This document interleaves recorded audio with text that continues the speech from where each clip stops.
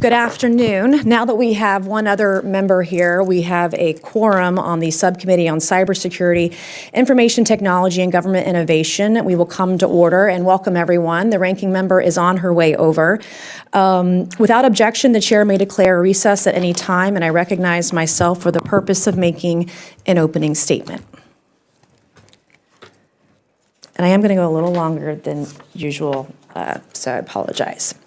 Liberty begins with the right to close a door. A hidden camera kicks that door off its hinges. The Constitution's Fourth Amendment enshrines a reasonable expectation of privacy. Yet today, that freedom is violated by secret cameras and hidden devices to record women and girls with impunity. Freedom is not a theory. It is the right to breathe. It is the right to dress and undress, to sleep without someone's camera filming your naked body. The founders wrote liberty in parchment, but hidden cameras erase it in pixels. I speak not just as a lawmaker, but as a survivor. Starting on November 5th, 2023, I discovered my former fiancé, Patrick Bryant, had filmed women without their knowledge, without their permission, and without their consent. He filmed rape, too. He appeared to catalog his tapes and footage and images and photos in the way that he saved the files. And he stored these images, photos, and videos for years. This isn't just creepy, it's criminal, but only under weak state laws. In South Carolina, first-time voyeurs face a misdemeanor and a small $500 fine. That's not justice, that is betrayal. Real men guard a woman's privacy, but predators harvest it. When predators install covert cameras or forge explicit images, they do not just invade a room, they invade a life. And that life deserves more than a misdemeanor. Exhibit 1, behind me is a screenshot from one of the videos I found of myself. The yellow circle, this naked silhouette, is my naked body. I didn't know that I had been filmed. I didn't give my consent. I didn't give my permission. And this particular video that Patrick Bryant recorded of me on his secret camera, he saved for over 3 years without my knowledge. I didn't pick this fight. I don't even want to be here today and discuss this. But because he's still roaming around South Carolina free, filming whatever genital parts he wants because no one has held him accountable, he's not in jail, he's not had to pay a fine, no restitution. He's able to rape other women, film them. And when I discovered this video, I discovered that he utilized up to 4 potential devices, and I wouldn't be surprised if there were more. I was filmed in secret. The camera sat silent, yet it screamed my safety was negotiable and my dignity disposable. All right, this is an image of Patrick Bryant and the co-owner of that property trying to lick his face. I think that says a lot about a man's character and what he was doing behind the scenes. This next image I'm going to show, and I'm going to ask unanimous consent to enter it into the record, is the property where many women were filmed. This is the property where I found this hidden camera. Another device, at least one other device was used here to film women without their knowledge, without their permission, without their consent. This was on the Isle of Palms in South Carolina.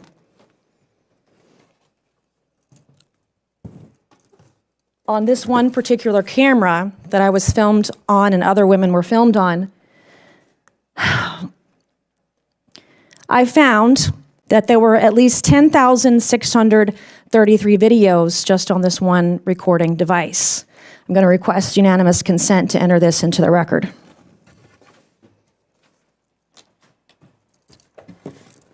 Now, I was given legal access to his device, by the way, on November 5th, 2023, which is where I started to find all these things.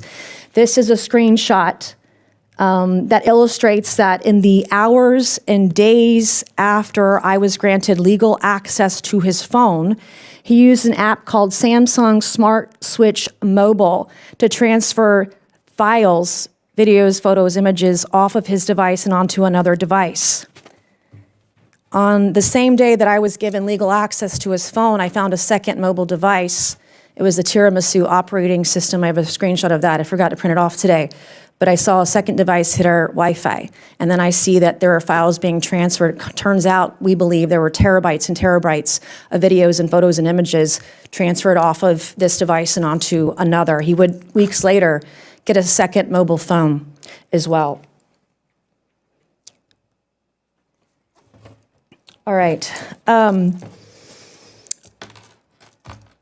Patrick Bryant seemed to have certain fetishes of the women he cataloged. In the evidence I uncovered, there were some commonalities. So he like categorized it. He'd even have like a headshot of a woman. He'd have a headshot of a woman. I'll show you an example. He'd have a headshot of a woman, and then next to her headshot, like just from like her Facebook or Instagram or something, this is a woman in a glitzy dress. He'd have a picture of a woman, and they would have all these files saved next to the headshot, almost as if he didn't want to forget who that genital part belonged to. And so on this one particular camera that I was filmed on, I'm going to show you a series of photos of other women. I have blocked out the women's bodies to not identify them. This particular woman was changing, her arms were spread out, but you could see her upper torso and the bottom of her torso from the front as she was changing. He saved that one for years. This next image is similar to the one of me behind me. This is another woman I was unable to identify, and we're keeping her covered up, but she was fully nude in front of this camera. He saved this video of this woman naked walking around for years.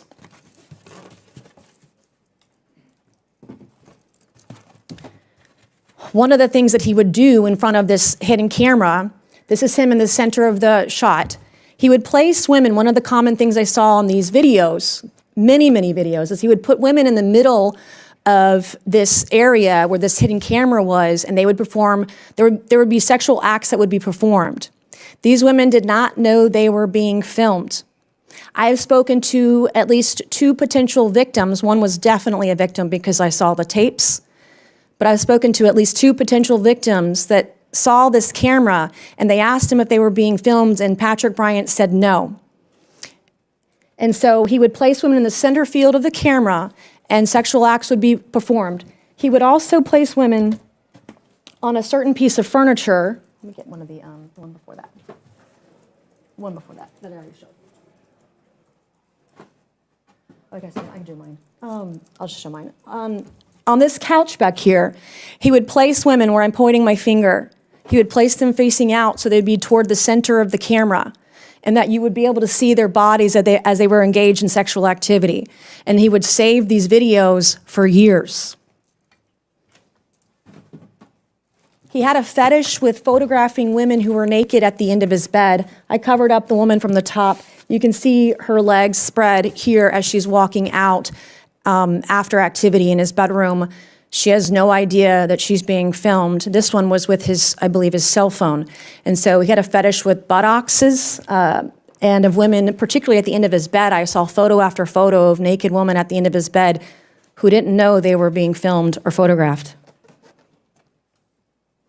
Here's another example where another woman, her shoulders here, I identified this victim. I was able to identify several victims. I don't know if she's been informed by law enforcement that she was also filmed and photographed naked. I don't know if she consented or not, but she's, again, there were photo after photo of women naked at the end of his bed.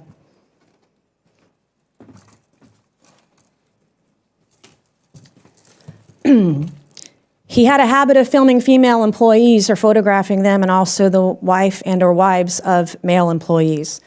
This particular victim, it looks like she might be on a zip line. I also identified her. He had several images of her taken on an Olympus digital camera, and these are what I would describe as upskirt shots, and her genital area is exposed underneath. I was able to identify this victim based on a public post she had on Instagram, and so I've covered up what she's even wearing in this one. He kept these upskirt photos of this victim for almost 10 years, and he had several upskirt photos from this family vacation at Callaway Gardens almost a decade ago, June of 2015. Here's another one when she's completely spread eagle. And he took again, this isn't just another example from the same woman on the same trip, that he took of her vaginal area, her genital area, as she's on some sort of, I don't know, looks like maybe a zip line or something, I'm not sure. And he kept this image for almost a decade.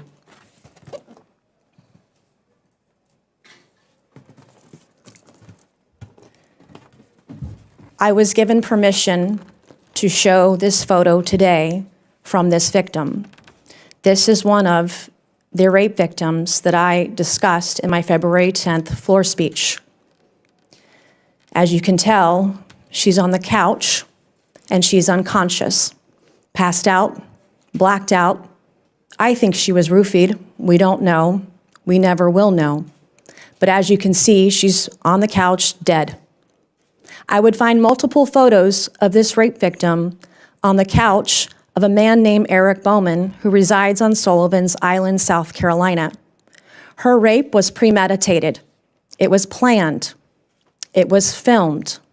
And the tape of her being assaulted by the business partner of Patrick Bryant, John Osborne, this rape tape was saved for years. By the time I'd found the rape tape, it had been saved for over 5 years. This is sick. This is perverted. This is criminal.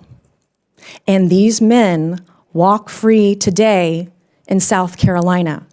I can't unsee the sexual assault and the rape of this young woman in the tape that I accidentally uncovered. These men should be behind bars.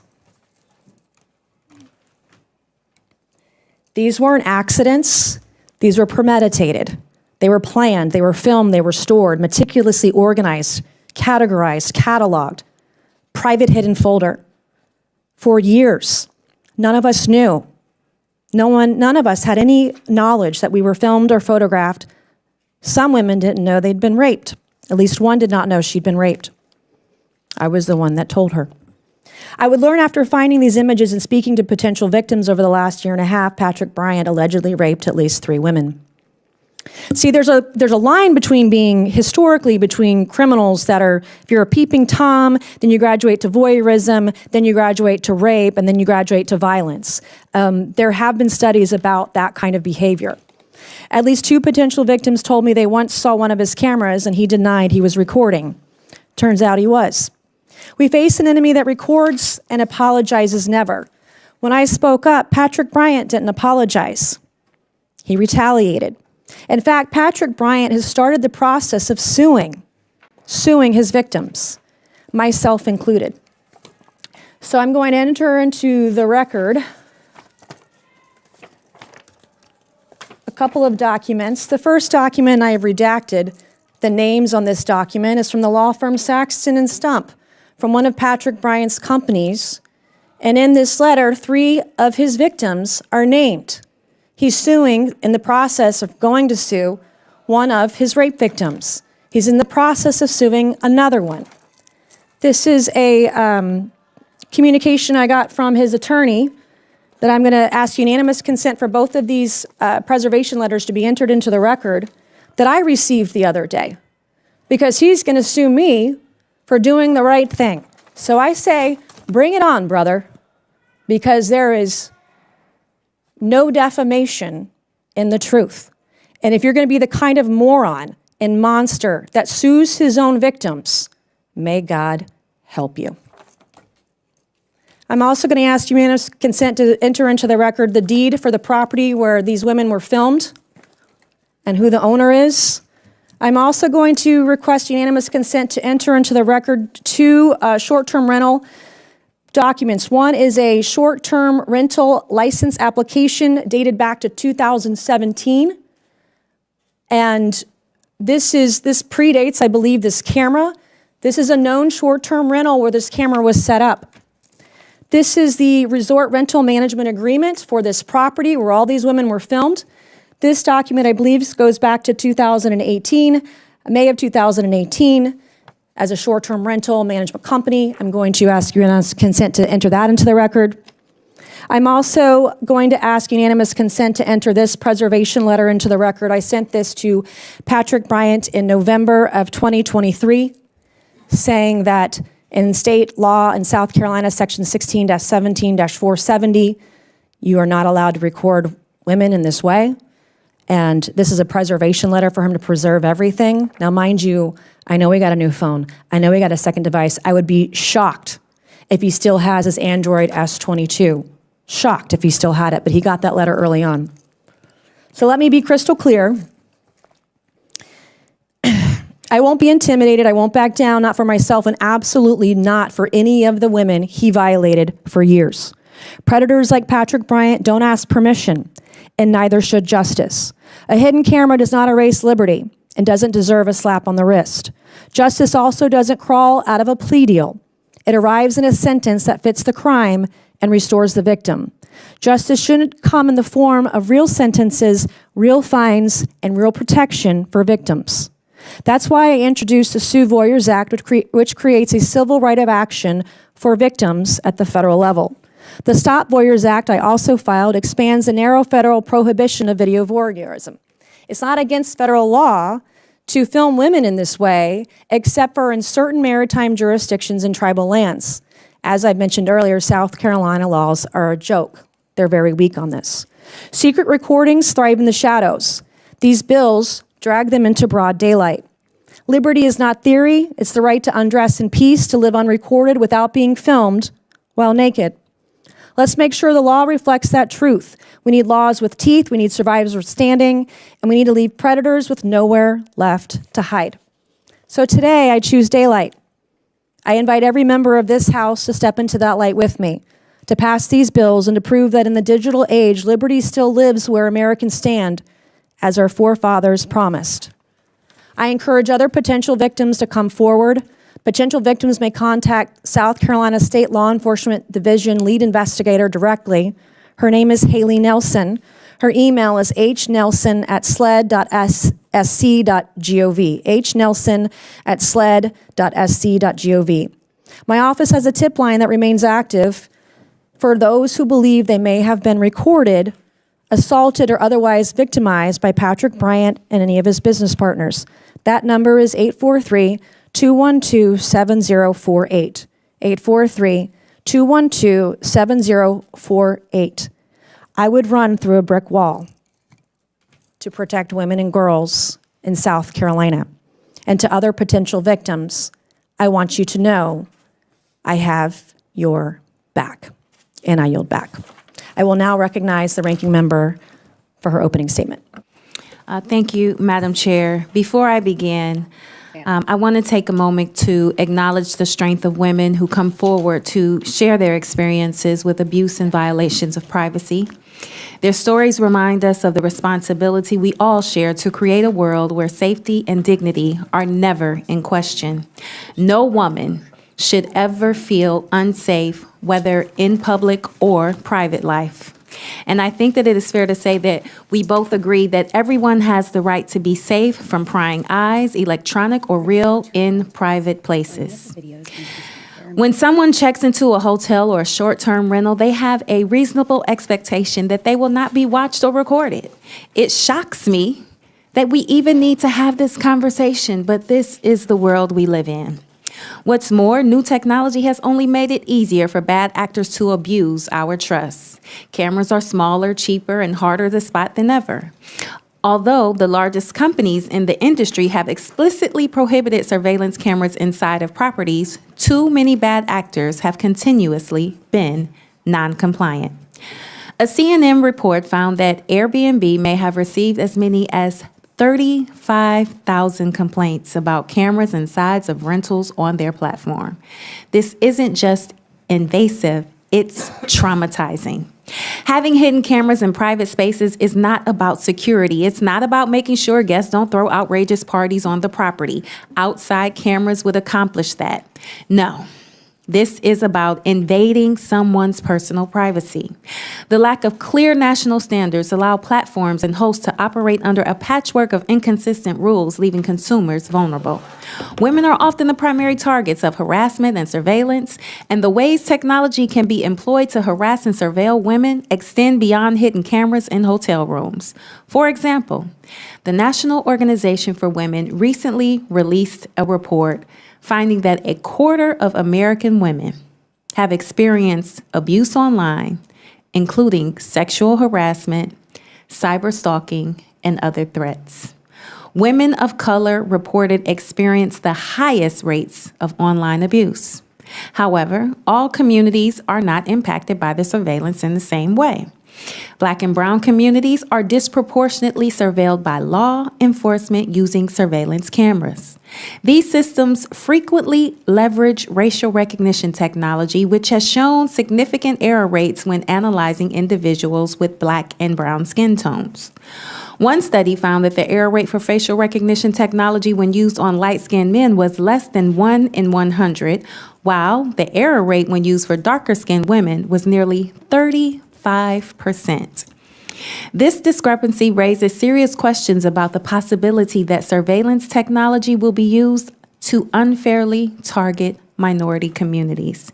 Cameras that misidentify people do not create law and order.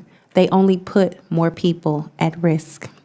I appreciate the opportunity this hearing brings to discuss the ways that surveillance technology can be used to target women and other minority communities. I asked my Republican colleagues to join me in thinking about the ways that this technology should be regulated to stop its misuse.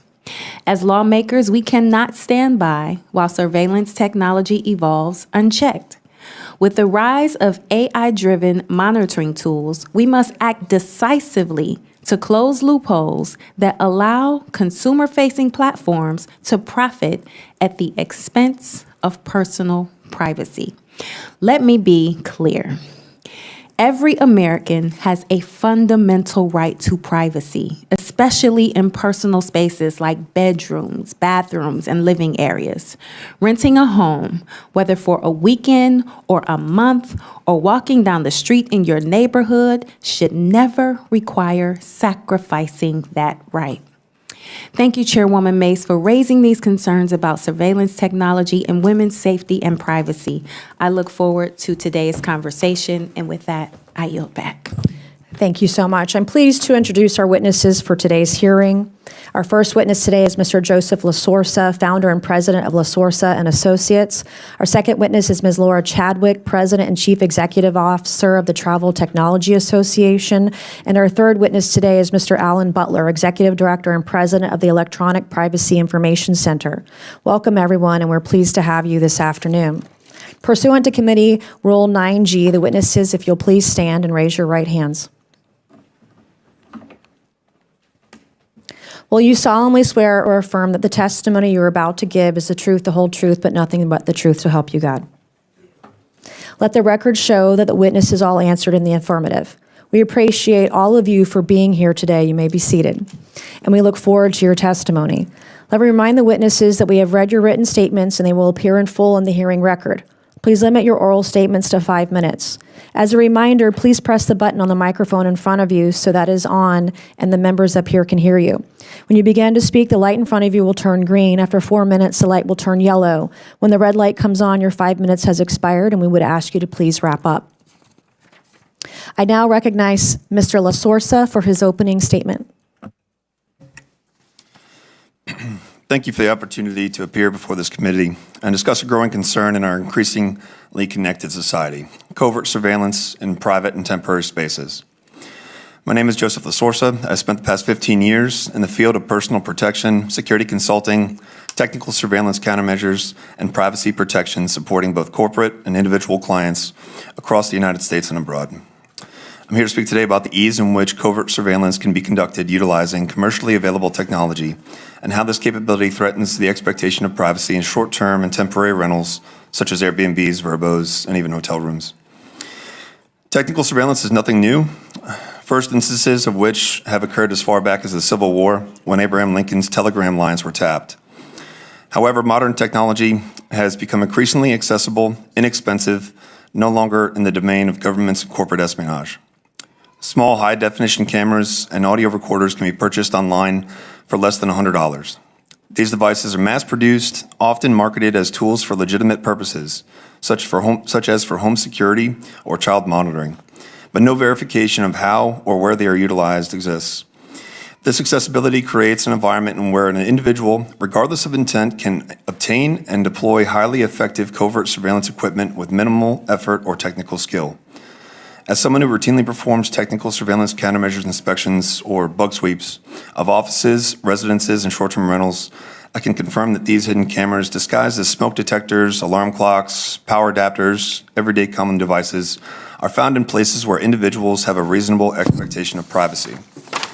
Before me here on the counter, there are several devices such as carbon monoxide detectors, power adapters, and even a computer mouse, which is used for technical surveillance. Currently, U.S. laws regulating the manufacture, sale, and use of surveillance devices are outdated and insufficient. They presume lawful intent and typically do not restrict possession. In many states, the legality of surveillance is tied to consent, but that consent is often ambiguous in the context of short-term rentals where the renter is unaware of being monitored in common spaces. This legal loophole creates a fundamental misalignment between the letter of the law and the reasonable expectation of privacy. Homeowners would never be expected to tolerate surveillance within the privacy of their own homes. Similarly, individuals who temporarily rent a space, whether for a weekend stay or during travel, should be granted that same reasonable expectation of privacy. During such occupancy, that space effectively becomes their private residence. While some laws prohibit surveillance in inherently private areas such as bedrooms, bathrooms, and closets, the allowance of covert monitoring in so-called common areas like living rooms and kitchens, often without the renter's knowledge of consent, undermines personal dignity, autonomy, and legal protections. This issue is not hypothetical. Multiple documented cases have revealed hidden surveillance devices in private rental properties. To help restore and reinforce the public's trust in the use of temporary spaces, the following is recommended. Establish a federal privacy expectation standard for short-term rentals, mirroring the protections afforded to long-term tenants and hotel guests. Requiring full disclosure of any surveillance devices in any rented property, regardless of whether they are placed and whether or not they are covert, and require signed and informed consent from the renters. Ban the use of surveillance devices in bedrooms and bathrooms of any rental or temporary living space, including common areas where sleeping or personal activities may occur. Clarify penalties for covert surveillance of any individuals in temporary dwellings without clear and voluntary consent. In conclusion, privacy is a foundational right, and its erosion in temporary living spaces threatens not only individual freedoms, but also the integrity of platforms and industries which depend on public trust. Efforts must be made to close the legal and technological gap which has allowed covert surveillance to flourish unchecked in short-term rentals. Thank you for the opportunity to share these insights. I look forward to answering your questions. Thank you. I'll now recognize Ms. Chadwick for her opening statement.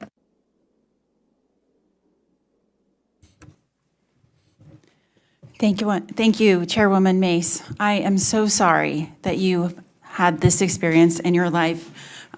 The stories that you have shared and of yours and of the other women are a nightmare.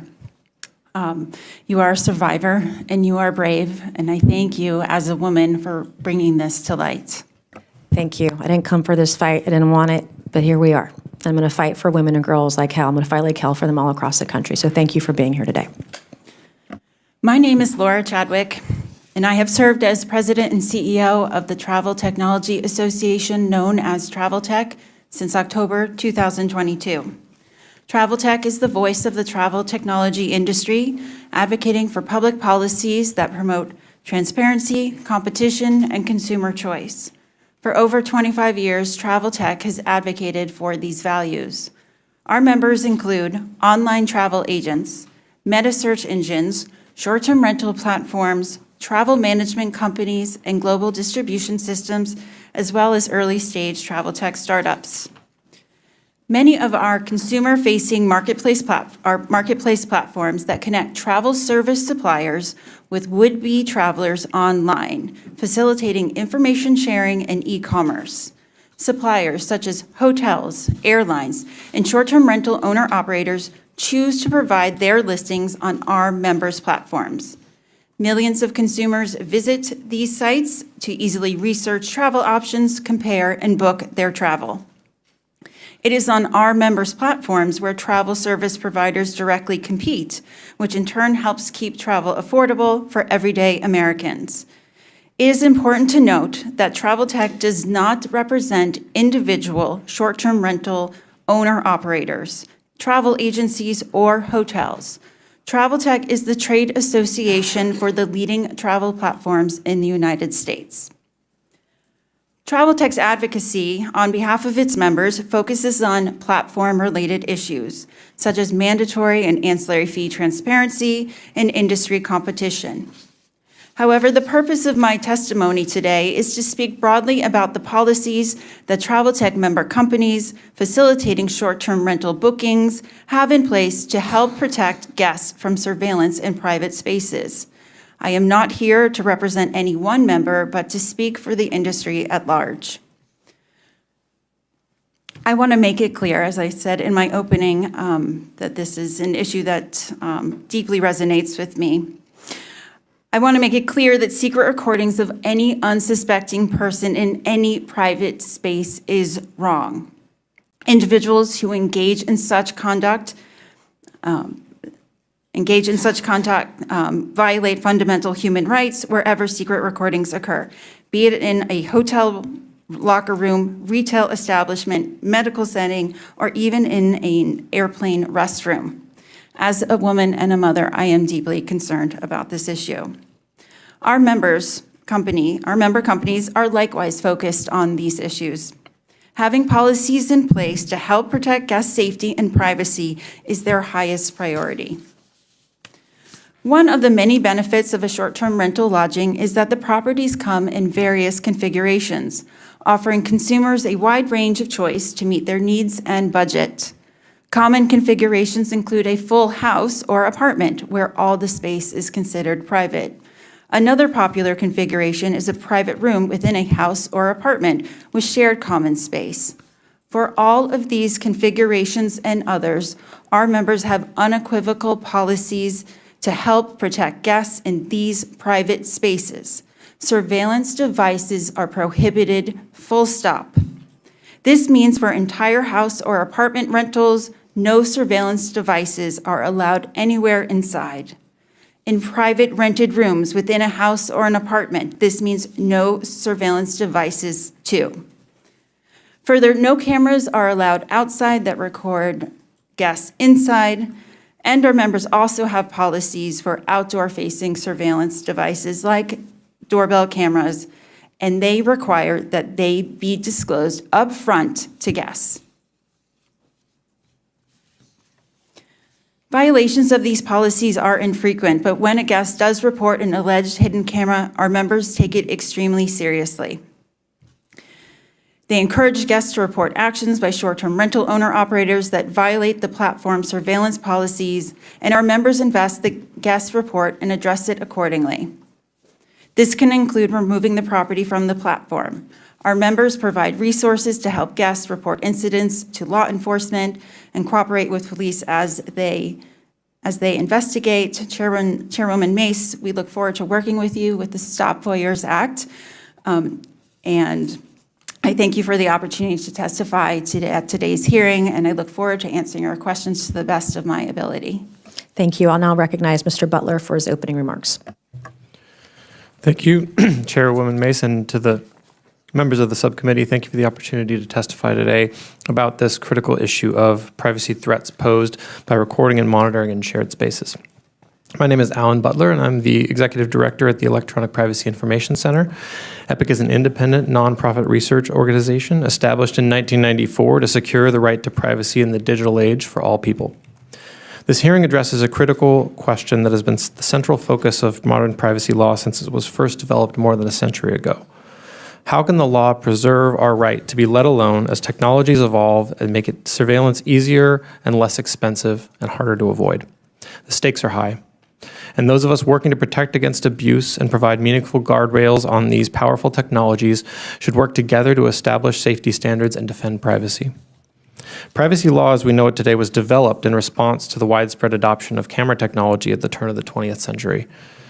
When Samuel Warren and Louis Brandeis published The Right to Privacy in 1890, they were concerned that the onset of these new recording devices would mean that what is whispered in the closet should be proclaimed from the housetops.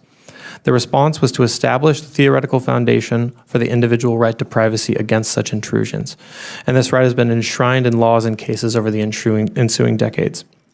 The laws continue to evolve over the last century as technological developments have enabled new methods of surveillance and data collection. And policymakers have responded in kind when necessary by restricting the use of these technologies and enabling public oversight. For example, Congress passed the Wiretap Act in 1968 to regulate both government and private sector uses of telephone interception systems. We have witnessed a profound shift towards wide-scale surveillance in the 50 years since the Wiretap Act was passed. In 2002, Epic launched a campaign called Observing Surveillance to document the widespread use of surveillance cameras in our nation's capital. And that trend has increased exponentially with the marketing of direct-to-consumer and direct-to-business camera products. It would be hard to lead a similar campaign today because cameras are omnipresent, smaller and harder to detect than ever. And now, even inexpensive cameras can capture detailed pictures at a distance. What's more, camera systems can now be integrated with facial recognition technology and other AI-based analytics and tracking capabilities. Many of the devices in our homes, offices, and community spaces now have built-in sensors that pose significant threats to privacy. Recording devices have become much smaller and more precise than ever, and software makes it possible to analyze and even clone our voices for malicious purposes. And even when microphones aren't present, we can still be exposed. Data about our precise location can reveal our movements, our social activities, our beliefs, and our health status. Location data is routinely generated by our cell phones and embedded sensors around us. The rapid expansion of cloud storage capacity has made storing thousands of hours of video, audio, and other sensor data trivial. So where in the past, a CCTV surveillance camera might have captured a relatively low-resolution image and stored it for a few days, now high-resolution images are stored for months or years. These developments have led to a significant loss of practical control over when and how images, recordings, and other information about our conversations and actions are being collected, and these capabilities have been used to malicious and abusive ends. It is unfortunately not surprising that those who seek to control, manipulate, and abuse others are ready and willing to use these technologies against their victims.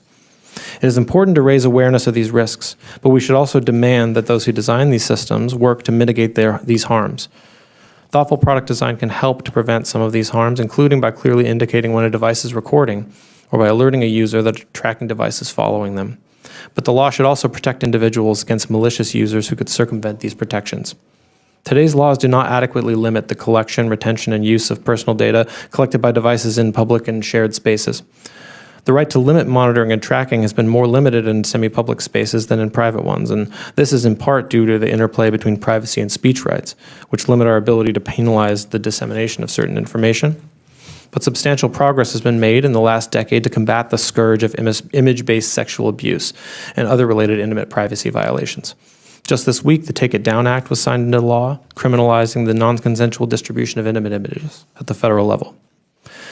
The defense and preservation of privacy has always relied upon the intertwined efforts of lawmakers, technologists, advocates, and individuals.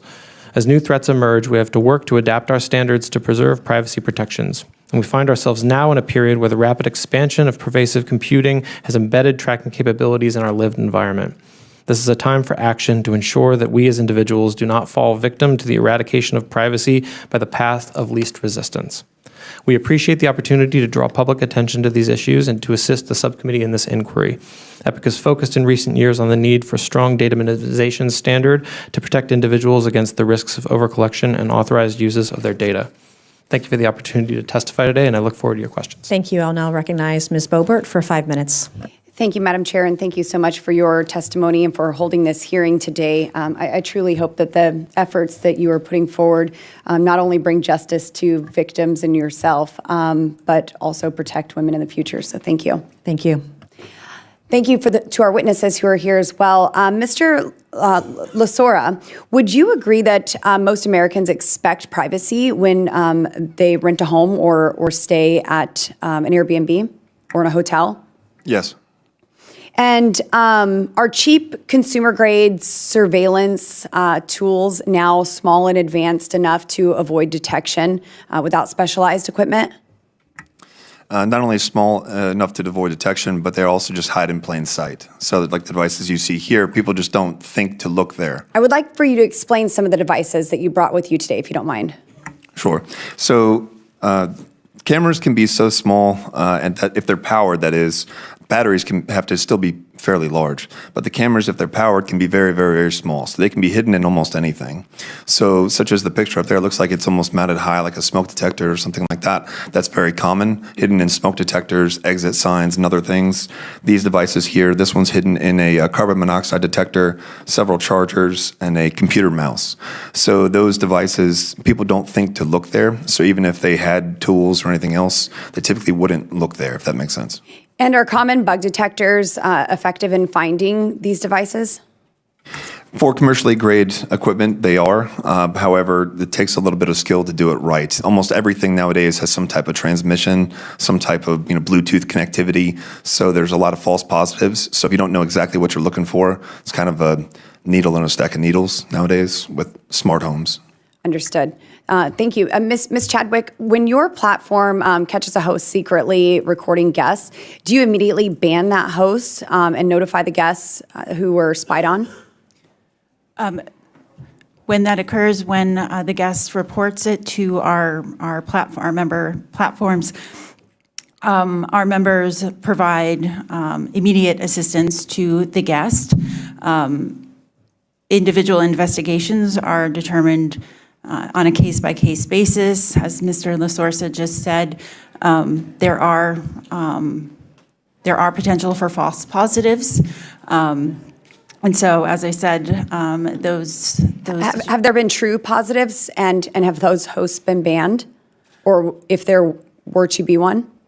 I am not able to speak to individual company policies or procedures or about particular incidences, but what I can tell you is that our members take these reports very seriously and immediately provide resources to guests to contact law enforcement. So, I mean, I guess we're not going to get an answer if anyone has ever been banned, but let's say hypothetically, to not expose those who are on your platform, hypothetically, if it was a true positive and law enforcement were involved, would you ban that host? I believe that is certainly an option. It's an option, yes, but would you ban them from your platform if that were?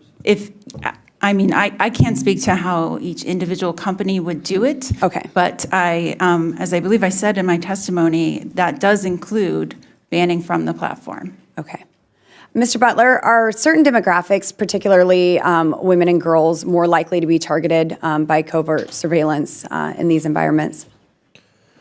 I think that history certainly bears that out. I think that there is an inherent power dynamic in the use of some of these technologies, and you're definitely seeing certain populations targeted more than others, especially for intimate privacy violations and image-based sexual abuse. Thank you, Mr. Butler. And one last question, Mr. LaSorsa. Do you believe that our current laws are effective enough to protect people from being secretly recorded in semi-private even areas? And if not, what suggestions would you make to strengthen that law and further enforce them? To directly answer, no. The largest issue that I see is that there is a legitimate use for covert surveillance cameras. So say, for instance, we buy these to see how we can find them and everything else. One of the latest ones that I purchased was a exit sign Wi-Fi camera. However, that was marketed as a security camera for an office, which is a legitimate use. So that's the common issue that I see is there is a legitimate use. So how do you define, what somebody is actually going to do with it if they can legally purchase it? Further, most of the devices that we've actually found, the individual takes the claim that they didn't know it was illegal because they were able to purchase it due to that legitimate use. So that's what I would highly recommend is trying to clarify the intent and use cases of surveillance devices. But I don't see an easy pathway there considering the amount of legitimate use cases. Thank you very much. I yield. I will now recognize Mr. Subramaniam for 5 minutes. Thank you, Madam Chair, and I'm very sorry about your experience, and I hope you are able to find justice. Thank you. I appreciate that. I'd love to hear from Mr. LaSorsa sort of what legislation already exists that has addressed this. You had some ideas in your testimony, and so I'd love to hear from you kind of what you think we can do in Congress to help address this. Sure. So there are various laws which were written in the late 60s, 70s. The Title 18 U.S. Code, I believe it's Chapter 119, 2510, identifies what a covert device is. But again, it doesn't get into the intent behind it and the manufacture and sale of legitimate use cases versus illegitimate. So that being the case, as we are focused here on private spaces and temporary rentals, what I would recommend is establishing a federal standard for privacy. So most states, I can't speak to all states, obviously, there's a lot of them, but the most states have a expectation of privacy as a basis for their laws. That is let's say, the issue between state to state. So what is actually considered private? Is it, as Ms. Chadwick mentioned, the common spaces? That's different in a lot of states as far as if you can rent a room and the common spaces are shared between different people that can rent rooms, or is it the common space of a home like a kitchen or a living room? Is that technically a common space? So that federal standard, I think, should be worked towards establishing a federal standard for privacy. How does one define a private area? Because if in a situation where someone's taking a victim to the living room, knowing that that might be a private area and they can surveil there, how do you kind of address that? In my testimony here, what the simple way that I looked at it was, if you were in your home and you expected to not be surveilled by somebody else, I think that's kind of the limit there. So if you're in your home, if you're standing near an open window, there's not an expectation of privacy. If you're in a space in your home where they're legally allowed to be can't see you, and you have let's say there may be personal things that might occur there, I think that's what should define the line. And then this is for anyone. How can someone protect themselves right now? You mentioned earlier there's devices, but it's very difficult to use them. Like, what can people do right now to protect themselves and ensure that whether or not they're being surveilled? If I may start, I start with just advising people of the lack of protections and that they may be exposed to this. So for instance, just to put this in context, we do travel security risk assessments. So if I have a client traveling to, say, China, we don't tell them to look for the devices, we tell them to be aware that they are under surveillance. So the same practice almost exists if we're trying to inform people and protect people as they travel and rent Airbnbs, Verbos, etc. We say just act like you're under surveillance because you can't expect privacy in a lot of these places. Would anyone else like to comment on that? Okay. I yield my remainder of my time. Thank you. Thank you. I'll now recognize Mr. Crane for 5 minutes. Thank you, Ms. Chairwoman, for holding this very important hearing. And again, like everyone else, I apologize for what you went through, and I too hope you get justice. Thank you.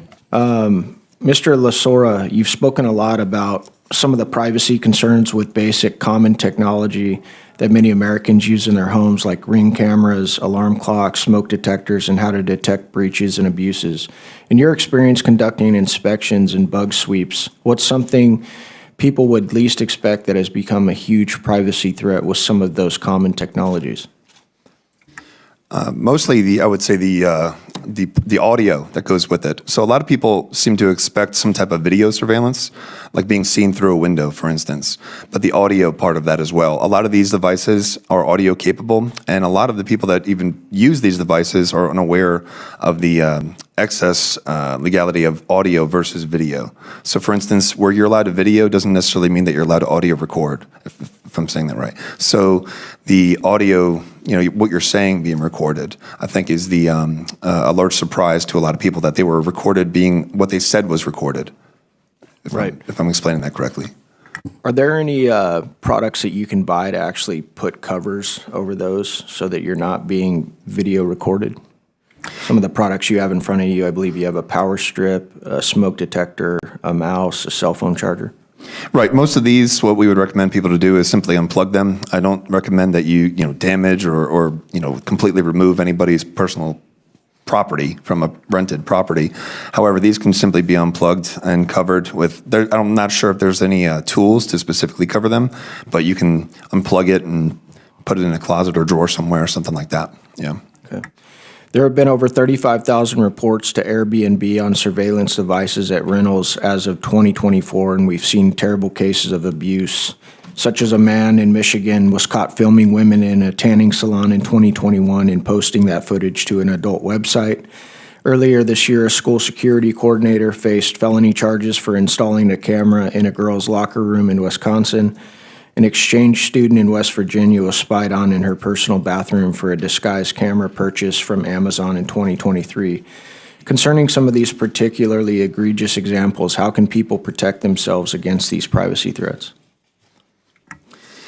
Mostly what we recommend is, again, being aware of the laws and how loose they are. So to be aware of, that the fact that you are likely under video surveillance in such areas, and then to be aware of any devices like you see here, and exit signs, smoke detectors, things like that, to be aware if they're different. So mostly if we see these devices installed somewhere, the overwhelming majority are in addition to what's already there. So for instance, a smoke detector camera. There's a legitimate smoke detector in the room, and there's an additional smoke detector, which is the actual camera. That's mostly what we see. So that gets you the majority of the way there in terms of being aware and looking for extra devices that perhaps are in duplicate and different.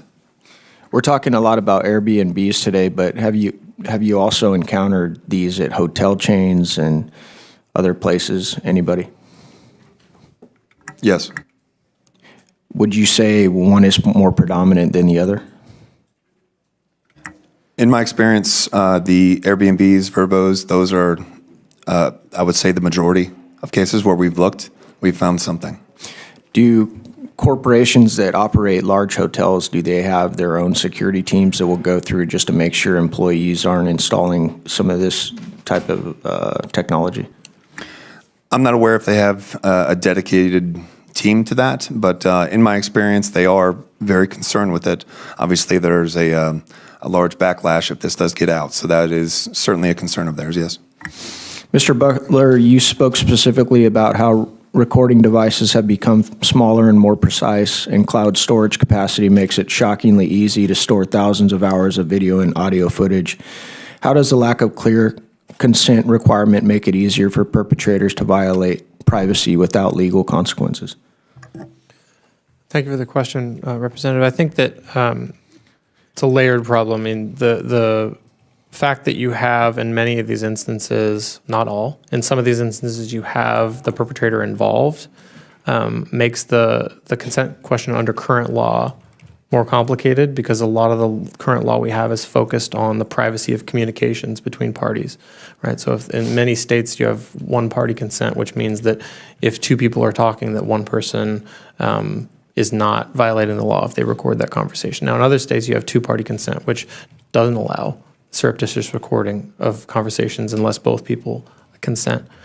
So that's one element of the problem of disentangling consent in these cases. And I think another, as Mr. LaSorsa mentioned, is the lack of clarity especially in common law and tort claims around defining those expectations, especially in spaces that are not specifically the home of the victim.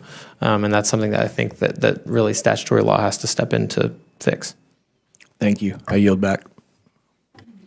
Thank you, and I will now recognize myself for 5 minutes. Mr. LaSorsa, can you show us some of those hidden camera devices that you brought with you today? Can you just show them? Yes, ma'am.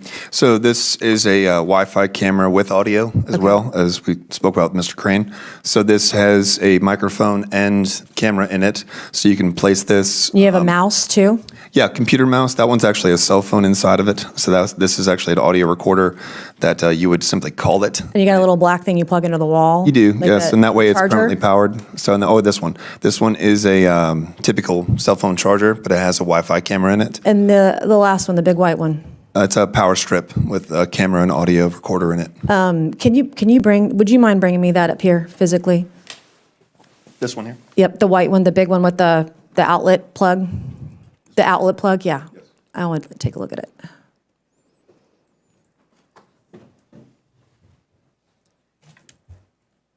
That is, this is very interesting. I'm shaking a little bit. I recognize a device almost identical to this that I believe Patrick Bryant, or the owner of this property, there was a device that was just like this. This is big and bulky outlet plug, and I'm just realizing it for the first time. It was plugged in over on the wall over here in the center of the room. In the center of the room is where he often would record women having with sexual activity in the middle of this camera. It was within feet. I'm going to take a picture of this, if you don't mind. I'm going to send it to our state law enforcement division because it looks really familiar. It's probably gone now, probably in the bottom of the ocean. In your opinion, you all here today, if there are properties like this, and if someone's caught filming women naked, should they be kicked off of short-term rental sites? Mr. LaSorsa? Absolutely. Ms. Chadwick? Absolutely. Excuse me. Absolutely. Mr. Butler? Yes, absolutely. I have no idea if this property where all these women were filmed, if it's still on any of these short-term rental sites. If it's not, I hope by the end of day today that it is taken down. These men, these owners who knew that there was a camera, knew women were being filmed, could have unplugged it and did not. And these women were filmed for years at this property, and they did it with impunity.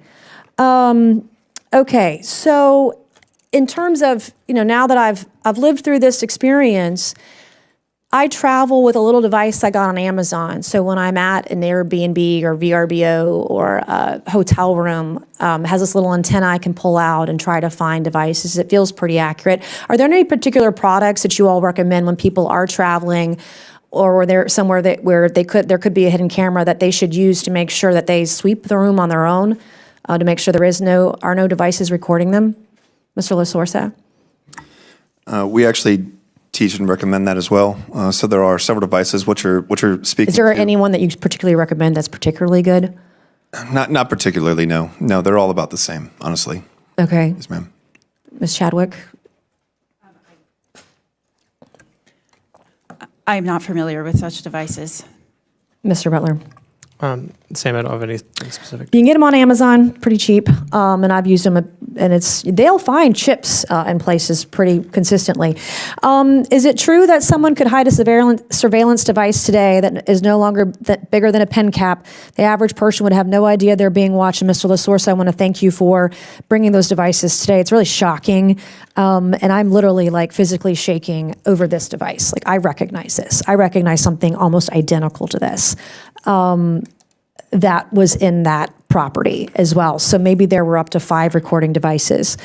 Platforms claim they ban unauthorized surveillance, but how do we enforce this, Ms. Chadwick? How do we enforce surveillance in short-term rentals? Indeed, we have policies that ban them in any private space. Our members have policies that are, as I said, for every private space.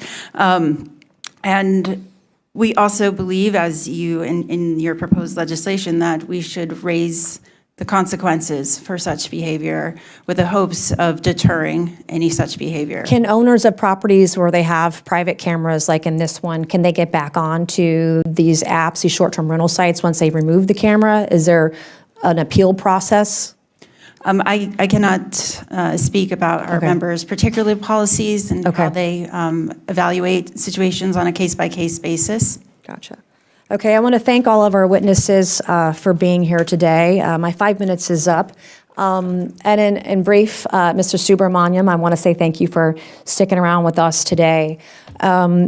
This is when there are cameras recording people without their knowledge, without their permission, without their consent, particularly when they're fully unclothed, undressed, doing private things, it's not just about a little chip, a little camera, a little video, a little device. It's life-changing. The women that I have talked to and identified who are victims of this man and men, they're never going to be the same, ever. And they still don't have justice. In the state of South Carolina, our laws are $500 for a misdemeanor for this. I'm an elected official. I was elected when I was filmed here. What the hell was he doing or going to do? Was it for blackmail? Was it to intimidate me? Was it to hold it over my head, to do something? I have no idea what he was going to do with these. I do know he also had access to the dark web based on one of the apps that he had on his devices. I don't know if these videos were sold online on the dark web. I don't know if they were showed to friends. I don't know if they were sent around at cocktail parties with his business partners. I have no idea who's seen this. But what I do know in this particular video and videos of other women, that one of me was saved for over 3 years. I had no effing idea. I have evidence today. I have upskirt shots of the wife of a male employee and her genital area that he took from beneath her. He saved those images for almost 10 years. He categorized these videos, these photos, these images based on who the woman was, her headshot, and then all of her body parts and genital area photos and videos he had. He then put them next to her headshot. He had certain fetishes. He liked to photograph and video the buttocks. He loved the upskirt shots. He loved putting women in the middle of this hidden camera. I saw video after video after video, years old, before my time, before I ever knew this person, of women engaged in sexual activity with him in the center of this camera. And he'd put them on the couch behind me in that image in a certain position so they would be more centered toward the camera and you could see the woman's full naked body in full view as they were engaged in sexual activity. There's no way these women knew. And in fact, I have witnesses and I have potential victims who saw the camera, this one above the refrigerator, and asked him if they were being filmed, and he said no. I also have potential rape victims, allegedly 3. And I have a witness to some of these activities. This man is a rapist. He's a voyeur. He's a peeping Tom. He deserves to be in jail. He deserves everything that's coming to him. And I'm going to ensure that his victims, every single victim in South Carolina, that they get their justice. And that we have legislation at the federal and the state level that protects victims. I didn't get a victim's rights advocate for 11 months. One of the rape victims didn't get her victim's rights advocate for 6 months. And if I could have that, the one photo of the couch. Victims have rights. You can't publish their name. You can't intimidate them. The witness intimidation, the obstruction of justice that I've seen in this investigation is incredible. And I'm documenting all of it. These women deserve better. It's more than a misdemeanor. It should be more than a year in jail. It should be more than a $500 fine. These women's lives have been changed forever. There are some victims who are too afraid to come forward. And I'm going to be their voice. For the women who have come forward, I want to say your bravery and your courage is immeasurable. I'm not doing this for me. I'm doing this for the women behind me. For the women who will continue to be abused and be victims of a monster. This can never happen again. And I will not allow it on my watch. And I will work day in and day out, 7 days a week, 365 days a year, to ensure these men can never harm another woman again, with federal legislation and state legislation as well. And come hell or high water, these women will get what they deserve, and I will always have their back. And with that, I conclude this hearing today. And with that and without objection, all members will have 5 legislative days within which to submit materials and to submit additional written questions for the witnesses, which will be forwarded to the witnesses for their response. So if there's no further business, without objection, the subcommittee stands adjourned.